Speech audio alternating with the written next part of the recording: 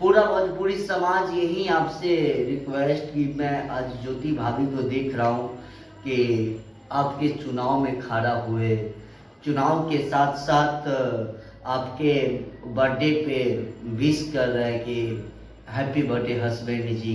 बहुत ही अच्छे अच्छे शब्द लिखे हैं। दूसरी नंबर बात में कितना भी अगर कोई अगर मान के चले बुरा भी हो जाए इंसान, अगर आप समझने की मूड में आ गए कि हाँ सिर्फ मेरे लिए पावर स्टार पवन सिंह है, तो मैं तो एक आपके छोटे भाई होने के नाते और इंडस्ट्री में एक छोटा से सदस्य होने के नाते मैं सिर्फ यही कहूँगा भैया कि आपको अगर अच्छा लगे तो ठीक है, क्योंकि आपकी अपनी लाइफ है भैया।